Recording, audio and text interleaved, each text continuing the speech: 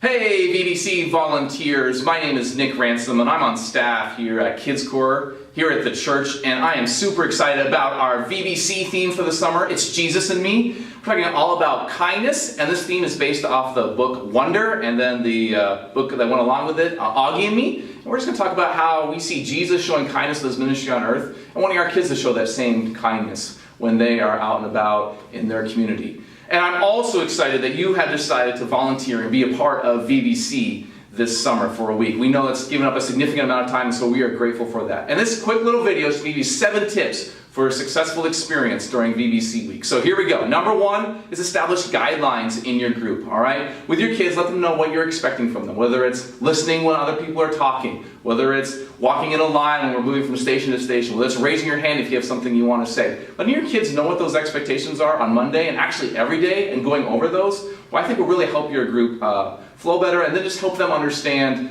what it is you want from them. So that's number 1. Number 2 is try and connect with your kids outside of your teaching time. You're going to have some great opportunities to lead them in an activity or a lesson and connect with them there, but also look for a time just to chat with them informally during snack or during a station when you're not teaching anything, just to get to know them a little bit. I find that also helps when you get to connect with a kid outside of your teaching, and then when you come back to teaching them, they might be engaged a little bit more because they know how much you care about them and know that it's more than you just teaching, that you want to know them and help them know more about Jesus. So look to connect with kids outside of your teaching time. Number 3 is don't stress if you can't finish everything the way you imagine it. Now, a lot of times we go into our small group time or our classroom time and we have planned it all out and we know exactly how we want to go, and we get in and do it, and then we add kids into the mixture, and then our plans just go out the window, all right? Now, we have given you a curriculum and a lesson plan or a station guide that we want you to follow, and please do that. But sometimes it doesn't go exactly the way you imagine it to, all right? And that's okay. All right, you're working with kids, but we want you to make sure that you get the point of kindness and the story across to them. But if it happens to go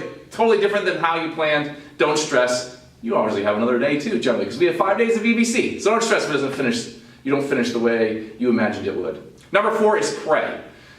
Take some time to pray for the kids in your group and the kids you're going to interact with. Even if you don't know their name yet, pray for them now. And then once you do know their name, pray for them intentionally by name. Pray for the leaders you're going to work with. Pray for safety at camp. Pray that kids will learn to choose kindness and want to be more like Jesus in that way. But I find taking this time just to take a deep breath and pray and talk to God and ask God just to help you to show the stories and the kindness theme to the kids is just a great way to get VBC going, and to do that all during the week. Number 5 is pacing. All right? You want to make sure that you're pacing your lesson, your station at an appropriate rate.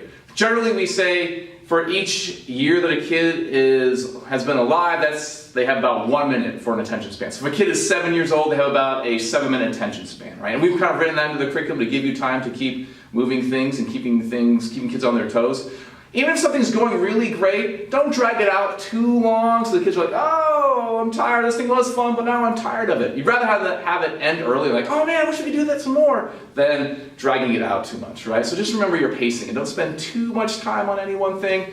We've given you those guidelines, like I said, in the curriculum. Number 6 is roles. As leaders in a group, in a small group, in a classroom, know what your roles are and talk about that prior to the kids checking in. Know who's going to check the kids in, who's going to greet them. Know who is going to teach the lesson. Know who wants to pray. And when you establish those roles, it makes things, I think, a lot easier and a lot smoother in the classroom. And then you can focus on the kids. Also, you all are going to have great youth leaders, and some of them really would like to be involved and do a great job leading the kids. So make sure you give them an opportunity to do things. Some may want to lead the Bible storytelling part. Maybe they want to do the experience, the follow-up experience that comes with it. Or maybe they're not as comfortable with that, and so maybe they just want to say a prayer at the end. So just find out what they want to do and give them the opportunity to be in the role that they feel most comfortable with. And number 7 is, I love this is what Pastor Adam says, to represent Jesus, to represent Jesus to the kids.